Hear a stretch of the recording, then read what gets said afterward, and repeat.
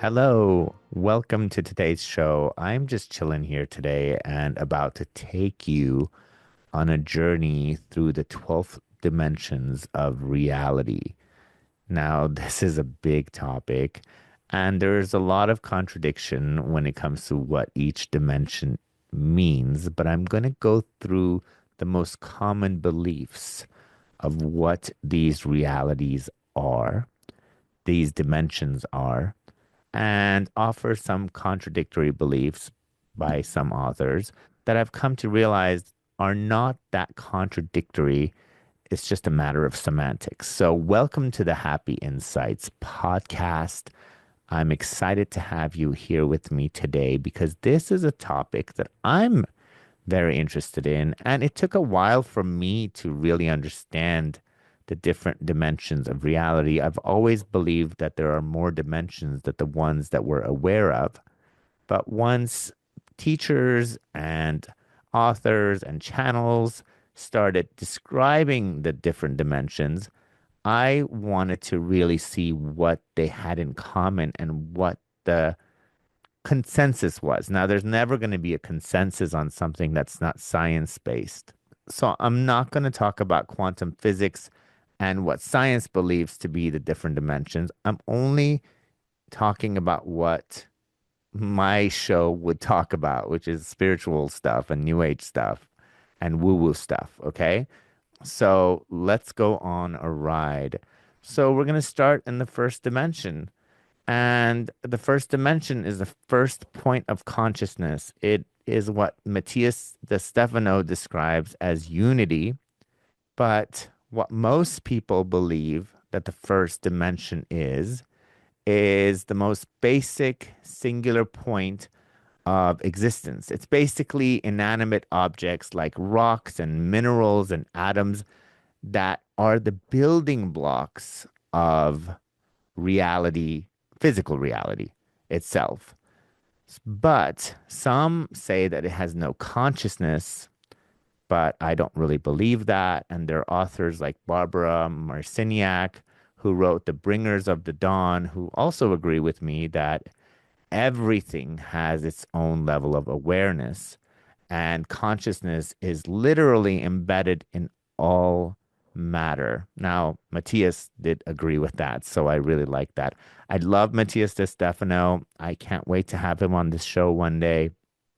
He's somebody who remembers his past lives, and he has a really great description of the first nine dimensions, I believe, unless I'm wrong. But today we're going to go to 12 dimensions. So, as a summary, the first dimension is just basically inanimate objects and the building blocks of the physical world, and it is a singular point of perspective. Okay.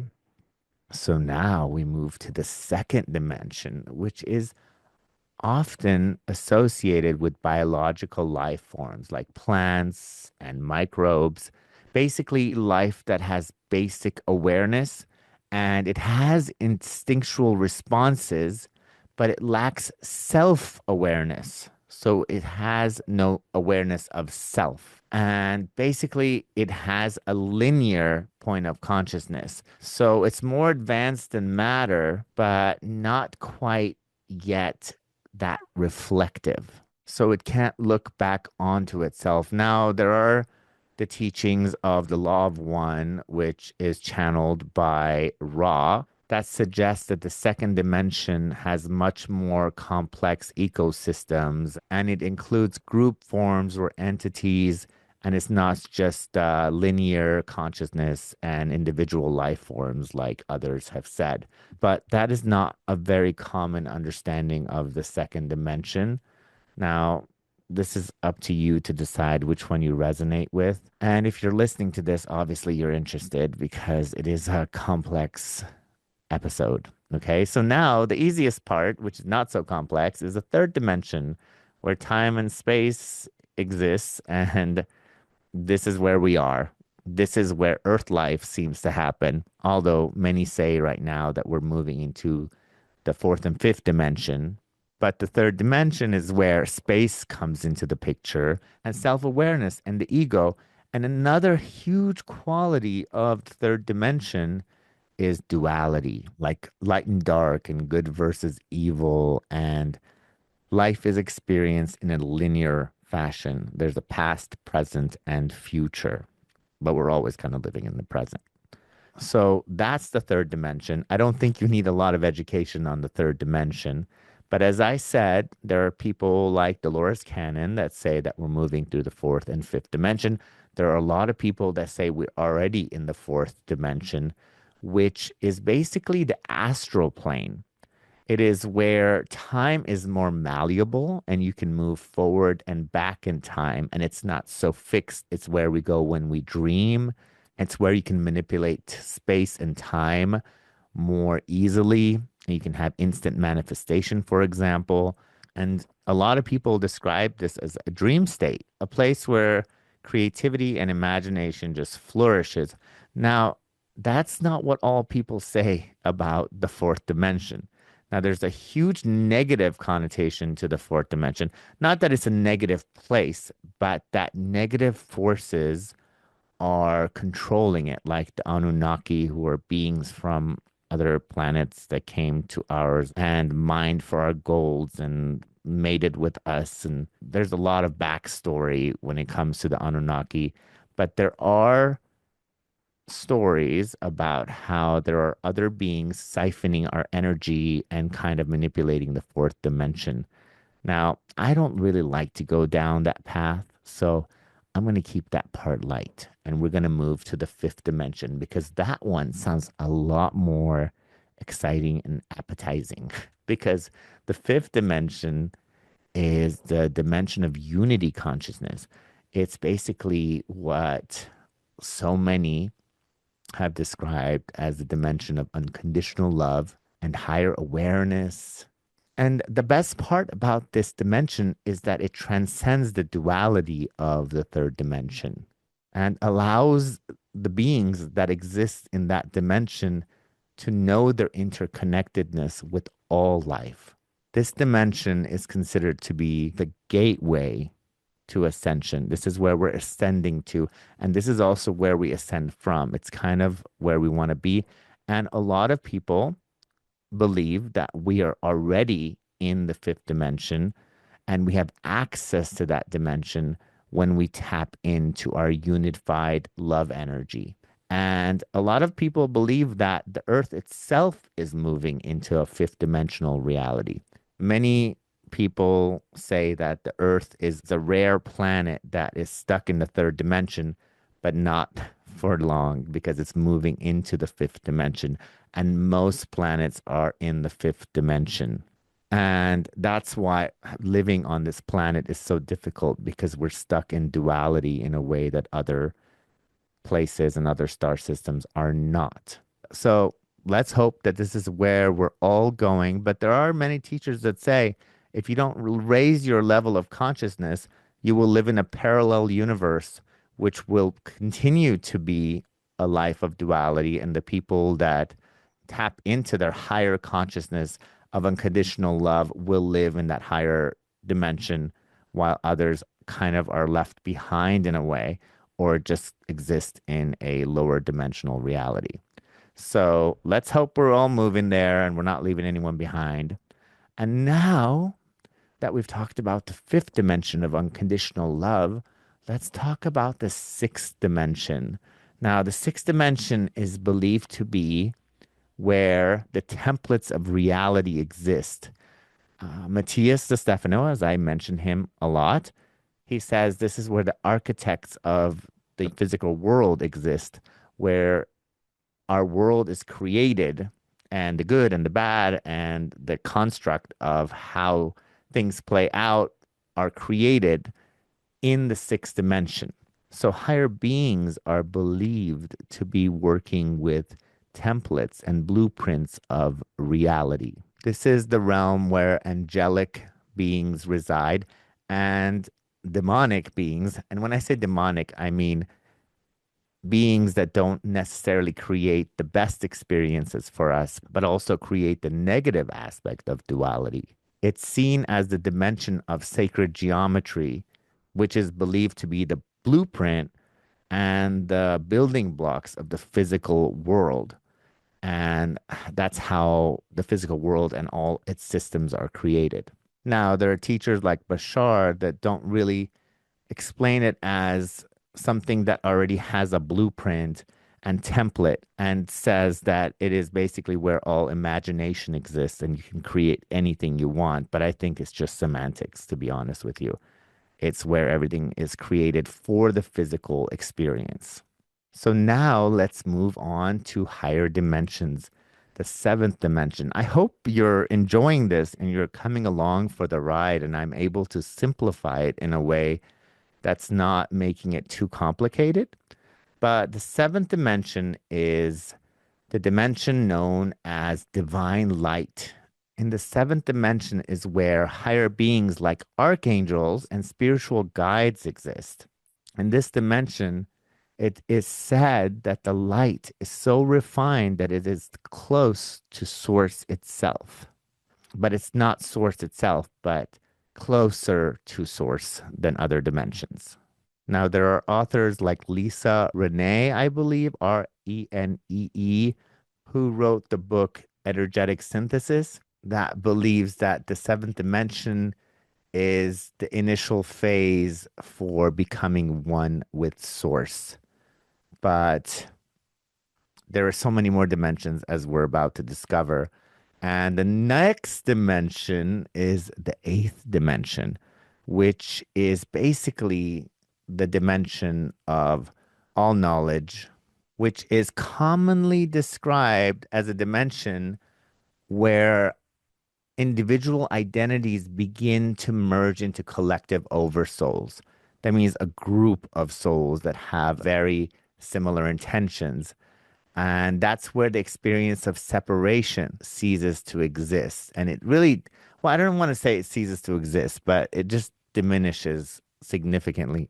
And there's more groups, and these groups are obviously individual from each other. Now, that's one interpretation. The other interpretation of this dimension is where all information exists, like the Akashic records. And that's where the information from all timelines and infinite knowledge of the past, present, and future exist. And this is kind of where the soul prepares to transcend. And we have access to this dimension when we tap into the Akashic records. Now, in the book, The Palladian Agenda, they talk about this dimension as being more of a galactic consciousness and the dimension of universal laws. But for me, that just basically means the Akashic records. So you can interpret it however you want. And I think I'm saying more than plenty right now, so we don't need to get much deeper. But I am going to move to the next dimension, which is the ninth dimension.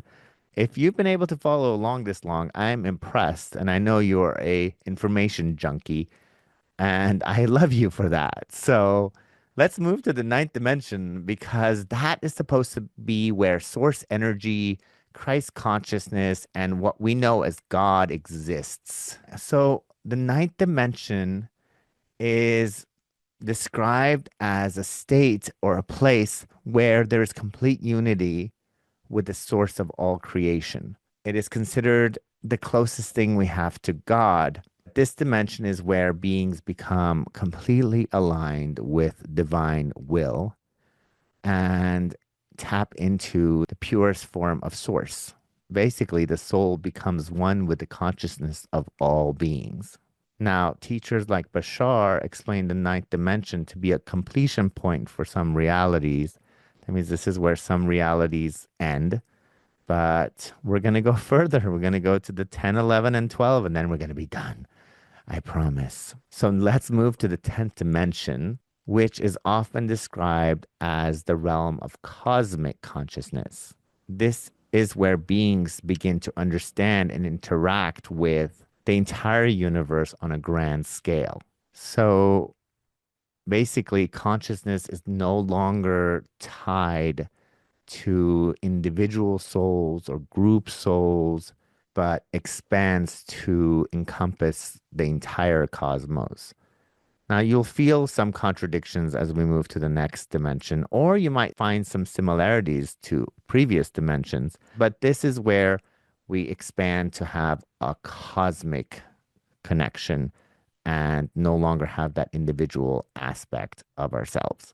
It is also the dimension where souls begin to engage with multiple universes and explore beyond what we believe to be the cosmic order. I know this stuff sounds really big, but just let's go along with it because we want to get to the last two dimensions. So now you have a framework for all the dimensions and what is the most common description of the dimensions. I watch shows on Gaia and have people talk about dimensions in much different ways. And there are people that talk about densities versus dimensions. And I think there's a big confusion between what a density and a dimension is. And some people think it's the same thing, but I really think they're different. But I'm not going to get into that. We might cover densities later.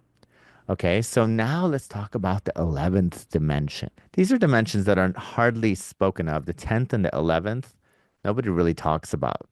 But the 11th dimension is the dimension which embodies the state of universal mind, which the boundaries of individuality is completely dissolved. Didn't we already do that though in some previous dimensions? I feel like we've already kind of discussed this before.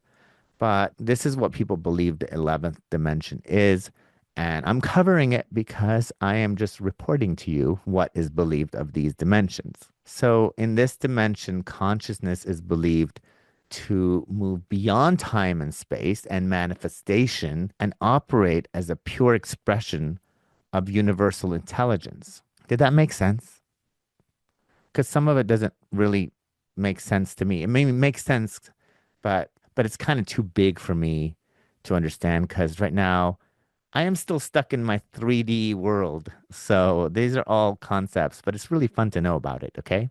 So now let's go to the last dimension that I'm going to cover. Now, there are other dimensions that other people have spoken about, but we are going to end on the 12th dimension because that is where it's believed that we return fully to source and full unity exists. The 12th dimension is described as the final stage of individual soul evolution.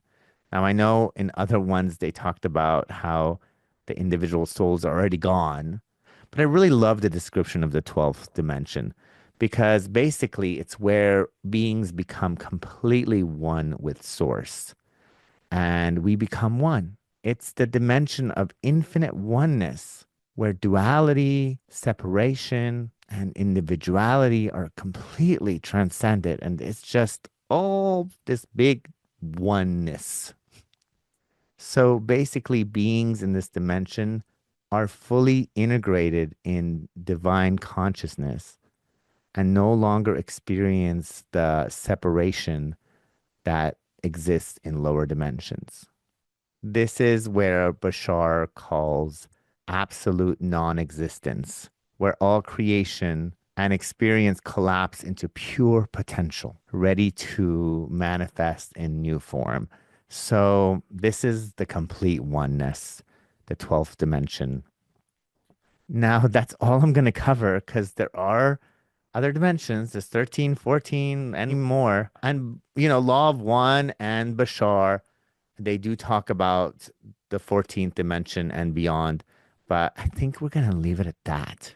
I hope you enjoyed this episode and make sure to subscribe because it's important for me and make sure to rate the quality of the episode and write a comment, ask questions so I can make future episodes based on your questions.